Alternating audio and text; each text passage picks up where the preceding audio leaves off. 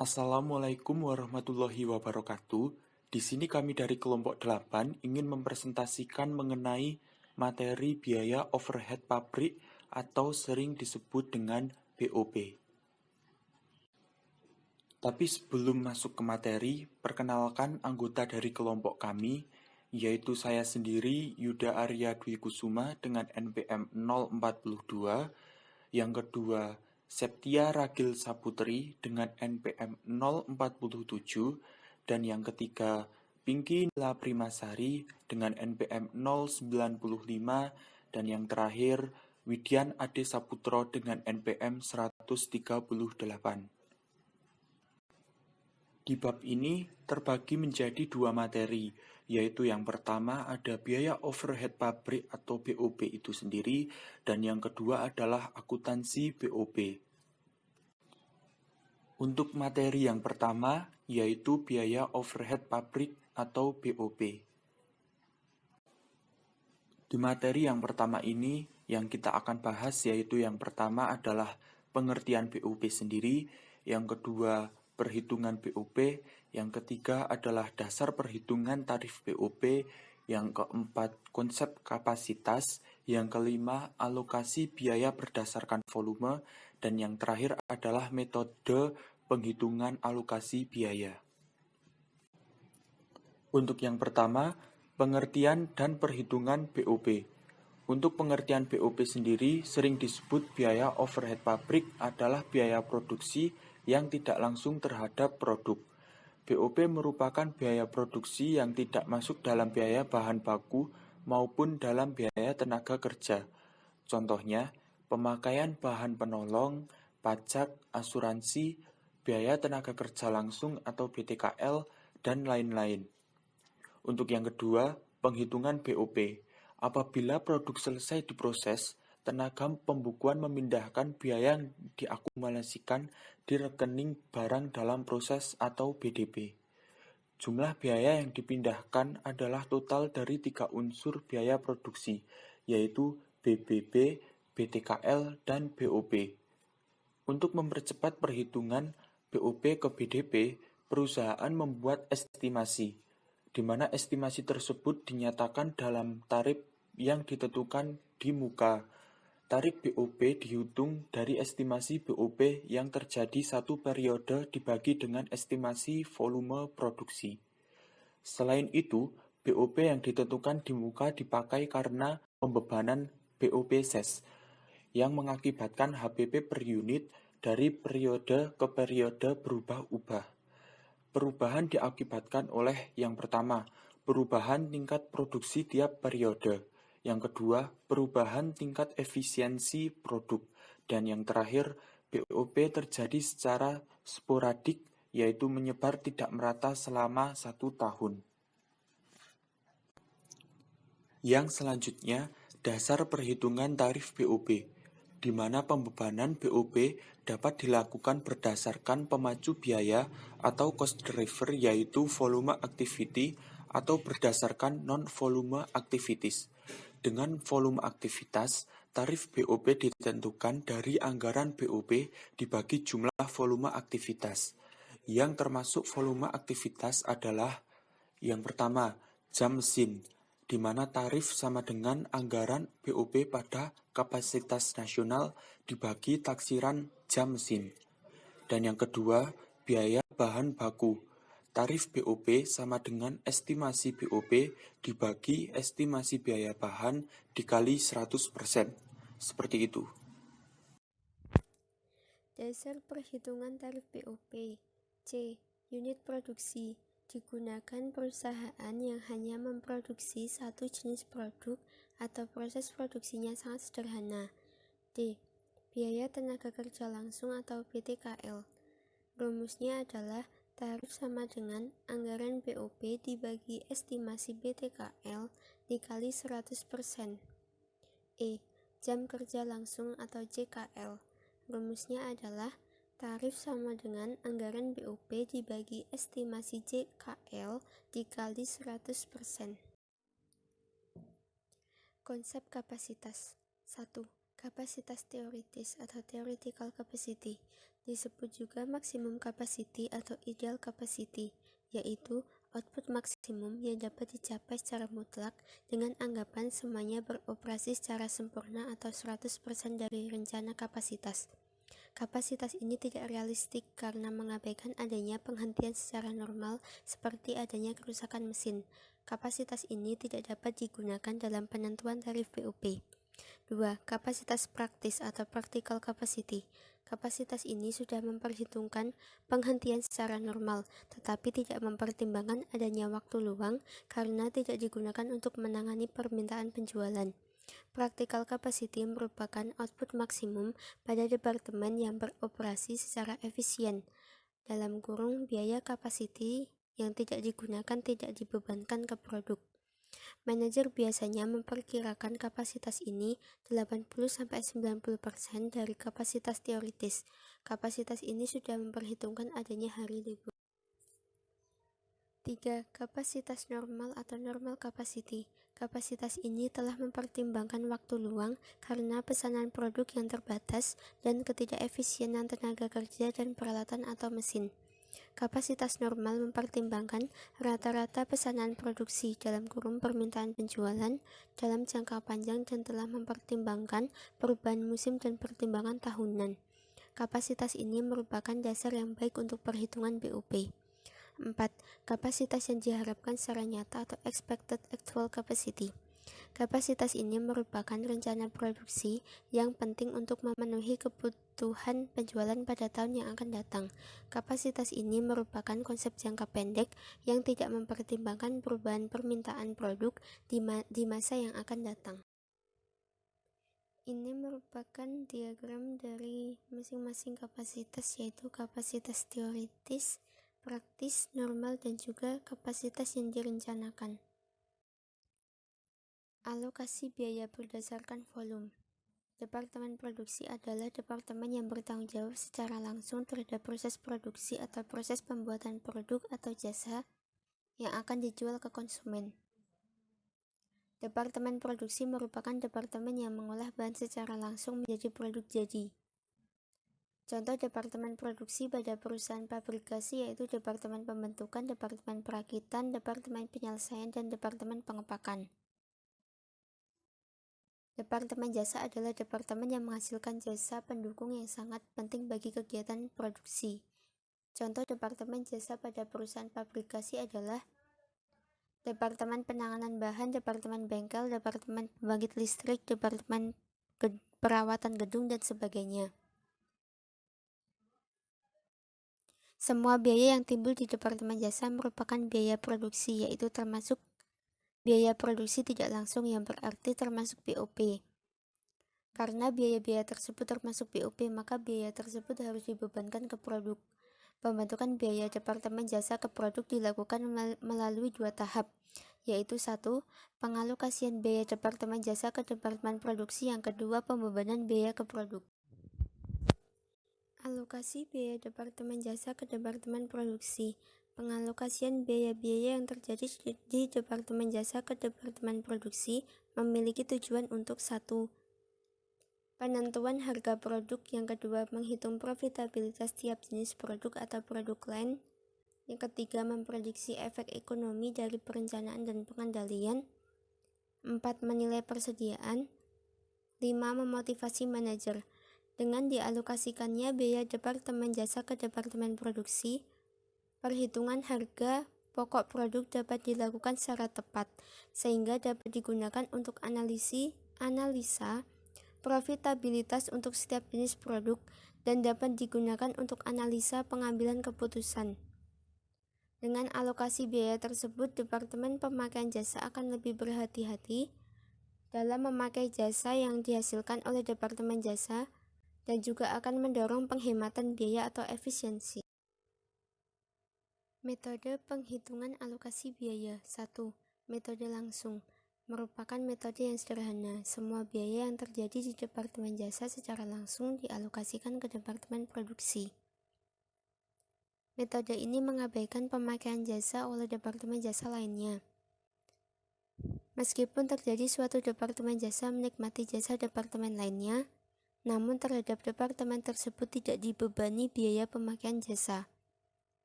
Dapat dilihat ini merupakan gambar dari metode langsung. Metode resiprokal atau reciprocal method. Metode ini mengalokasikan semua biaya yang terjadi di departemen jasa kepada semua departemen lain yang menikmati jasanya. Selain dialokasikan ke departemen produk, biaya yang terjadi di departemen jasa juga dialokasikan ke departemen jasa lain. Metode ini jika dilakukan secara manual, pengalokasian biaya dilakukan berulang-ulang karena departemen jasa yang telah dialokasikan, biayanya akan menerima alokasi biaya dari departemen jasa yang lain. Pengalokasian ulang tersebut dapat dihindari dengan menyelesaikan persamaan matematika. Alokasi biaya antar departemen dapat dinyatakan dalam bentuk persamaan matematik. Setiap departemen dibuatkan persamaan matematik yang menunjukkan total biaya yang telah mendapat alokasi dari departemen lain. Total BOP setiap departemen adalah BOP langsung. Departemen yang bersangkutan ditambah dengan alokasi dari departemen lain. Metode step down method atau metode bertahap. Metode ini telah memperhitungkan adanya pemakaian jasa oleh departemen jasa lainnya.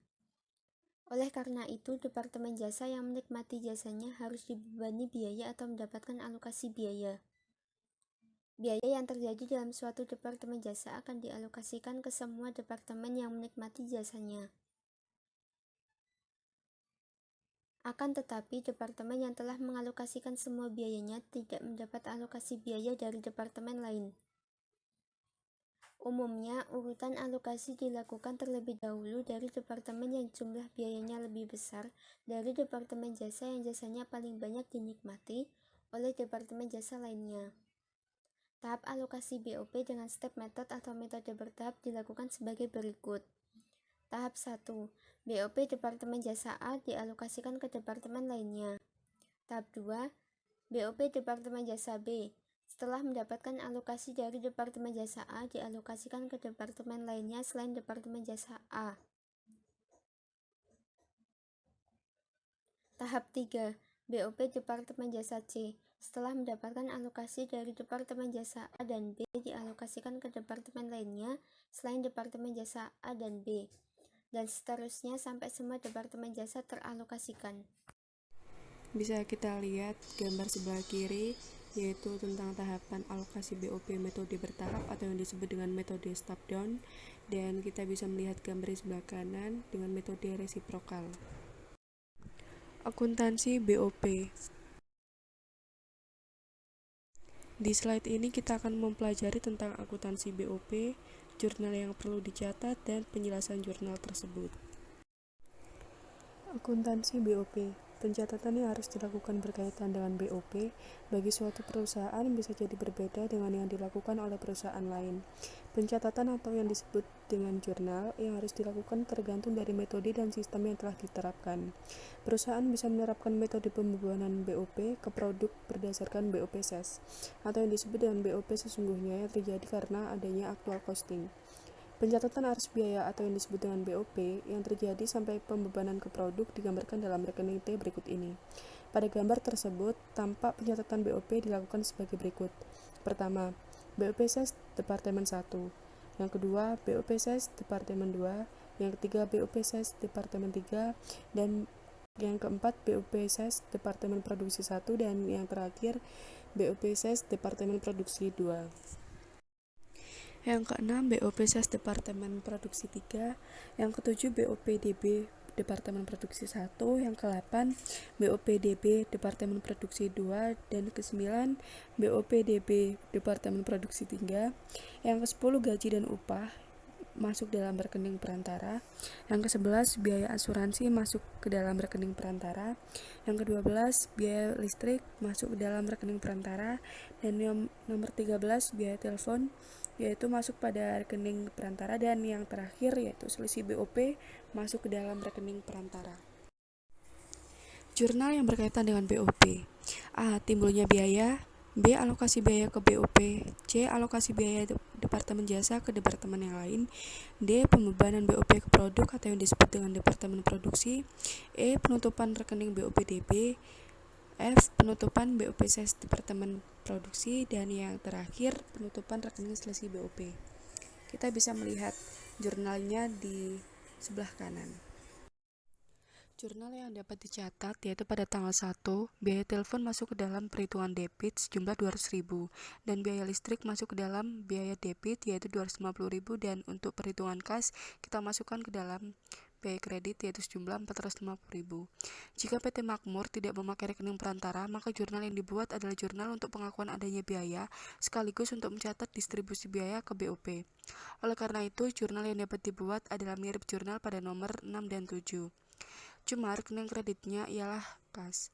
Contoh kedua, pembayaran biaya asuransi kita masukkan ke dalam biaya perhitungan debit, yaitu biaya asuransi masuk ke dalam debit yaitu 12 juta dan kas masuk ke dalam biaya kredit yaitu 12 juta. Contoh ketiga, pemakaian bahan pembantu. Jurnal yang dibuat untuk mencatat pemakaian bahan pembantu adalah sebagai berikut. BOP Ses Departemen Produksi 1 dan sampai ke 3 itu masuk ke dalam perhitungan debit. Dan untuk persediaan bahan pembantu kita masukkan ke dalam biaya kredit yaitu sejumlah 64 juta. Contoh keempat, pembayaran gaji dan upah. Membayar gaji tenaga kerja sejumlah 1.250.000.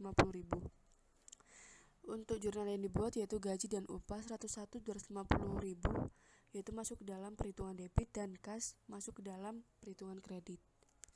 Terima kasih. Pada slide ini kita bisa melihat jurnal untuk pemakaian bahan bakar dan alokasi biaya ke BOP. Terima kasih. Contoh 8. Biaya distribusi asuransi.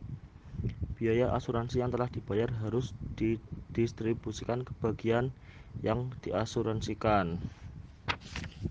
Contoh 9. Distribusi gaji dan upah. Pembayaran gaji tenaga kerja atau transaksi contoh nomor 4 diketahui rinciannya sebagai berikut. Contoh nomor 10. Depresiasi mesin. Depresiasi mesin telah dihitung sesuai dengan tabel berikut ini. Contoh 11. Depresiasi gedung.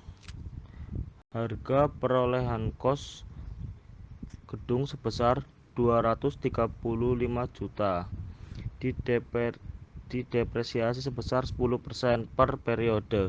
Biaya depresiasi gedung dibebankan ke bagian-bagian yang memanfaatkan gedung yang bersangkutan.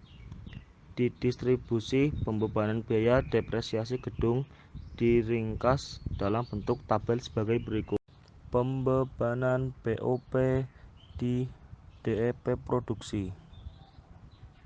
Atas dasar perhitungan pembebanan BOP pada tabel di atas, maka dibuat jurnal sebagai berikut. Tabel alokasi biaya Departemen Jasa ke Departemen Produksi. Jurnal alokasi biaya Departemen Jasa 1 ke departemen yang lain. Jurnal alokasi biaya Departemen Jasa 2. Jurnal alokasi biaya Departemen 3. Contoh 14. Sesuai dengan saldo pada rekening BODP contoh nomor 12, maka dibuat jurnal sebagai berikut. Sesuai dengan perhitungan pada tabel tersebut, maka dibuat jurnal untuk menutup rekening BOP S sebagai berikut. Contoh 16.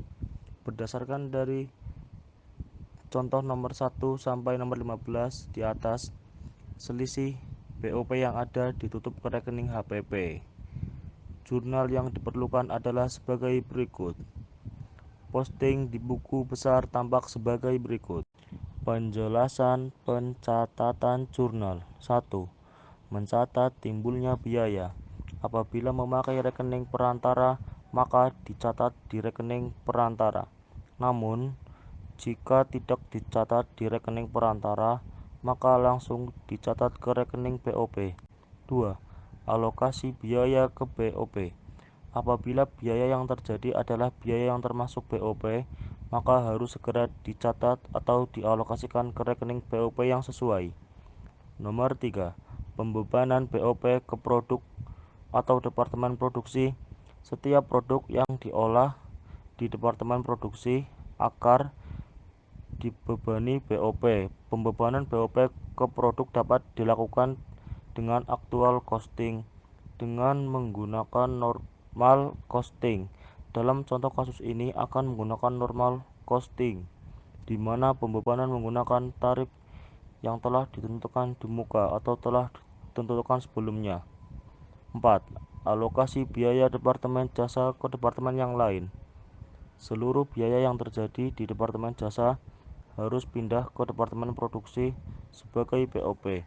Hal ini dilakukan karena semua biaya yang terjadi di departemen jasa merupakan biaya produksi yang sifatnya tidak langsung. Penjelasan pencatatan jurnal. Nomor 5. Penutupan rekening BOPDB. Pada akhir periode, rekening BOPDB harus ditutup dengan memindahkan saldonya ke rekening BOPSES di departemen yang bersangkutan. Setelah dilakukan penutupan, maka saldo rekening BOPDB akan berjumlah 0. Nomor 6. Penutupan BOPSES Departemen Produksi.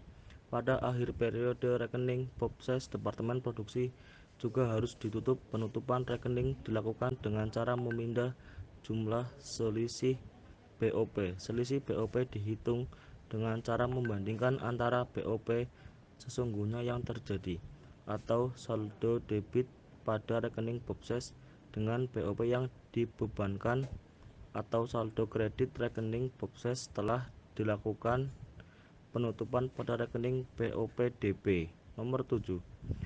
Penutupan rekening sel selisih BOP. Rekening selisih BOP pada akhir periode juga harus ditutup. Penutupan dilakukan dengan cara memindah saldonya ke rekening BDP atau ke rekening HPP atau rekening laba rugi. Pada umumnya selisih BOP ditutup ke rekening BDP atau ke rekening HPP. Sekian presentasi dari kelompok kami. Wassalamualaikum warahmatullahi wabarakatuh.